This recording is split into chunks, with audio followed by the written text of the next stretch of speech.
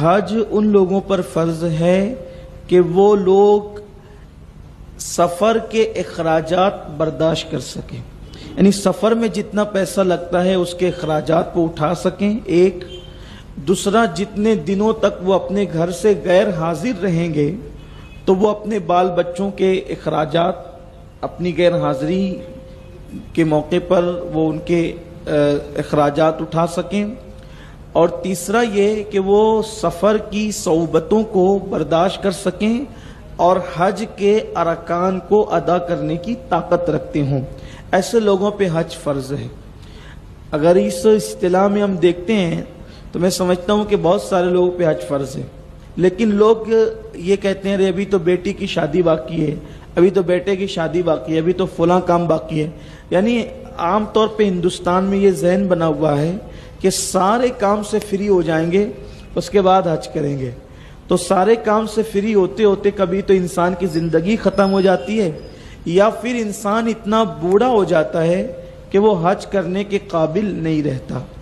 حج جو ہے وہ دوڑ بھاگ کے کام ہے، ارکان جو ہے وہ عام طور پہ اس میں طاقت و قوت لگتی ہے، اس لیے لوگوں کو چاہیے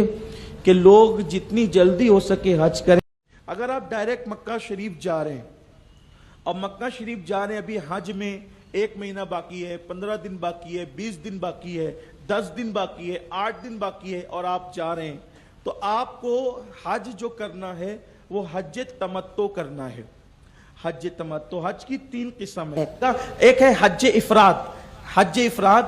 افراد ہندوستان والے عام طور پہ حج افراد نہیں کرتے، کیونکہ جو حج افراد ہوتا ہے اس میں جو احرام باندھتے ہیں وہ صرف حج کی نیت سے احرام باندھتے، صرف حج کی نیت سے، اور جب تک حج نہیں ہو جاتا احرام بندھا رہتا ہے، اس کو کہتے ہیں حج افراد۔ انڈیا والے حج افراد عام طور پر نہیں کرتے۔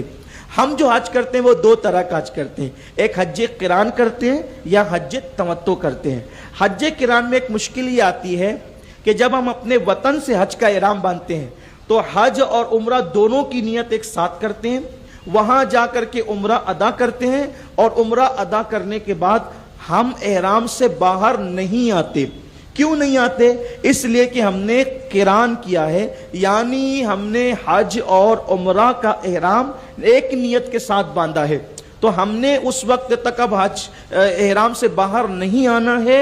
جب تک کہ حج کے ارکان مکمل نہ ہو جائیں۔ اس لیے اب آپ کو 10 دن باقی ہے، 15 دن باقی ہے، تو بھی آپ کو اتنے دن احرام کے اندر رہنا پڑے گا اگر آپ نے قران کی نیت کی ہے تو۔ اگر 1-2 دن حج کو بچے ہیں اور آپ جا رہے ہیں تب تو آپ کو قران کرنا افضل ہے، بہتر ہے، آپ قران کر لیں، لیکن 8 دن 10 دن بچے ہوئے ہیں تو میرا مشورہ یہ ہے کہ آپ قران نہ کریں، کیونکہ آپ تمتع کریں۔ اتنے دن تک احرام میں رہنا پہلی بات تو مشکل ہوتا ہے، کیونکہ ہمارا معمول نہیں ہے، تو بار بار وہ چادریں اترتی ہے، پھر تھوڑے سے پرابلم آتے ہیں، تو ایسی صورت پہ پھر اس کی کچھ پابندیاں بھی ہوتی ہے، مشکلات بھی ہوتی ہے، تو ہم اس کو نبھا نہیں پاتے ہیں۔ تو کیونکہ اب آپ گھر سے جیسے ہی نکلے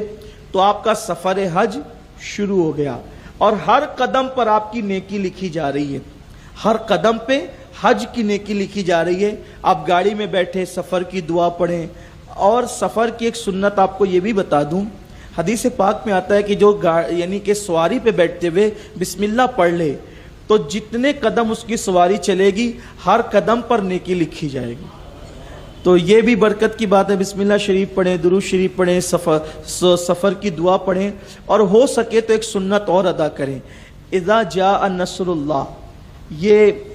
جو ہے وہ سورہ مبارکہ، اس سے پہلے قل یا ایھا الکافرون، پھر اس کے بعد اذا جاء، پھر اس کے بعد تبت یدا چھوڑ کر قل ھو اللہ، پھر فلق ناس، اور پھر اس کے بعد پھر بسم اللہ، یعنی یہ صورتیں اگر آپ پڑھتے ہیں 5 صورتیں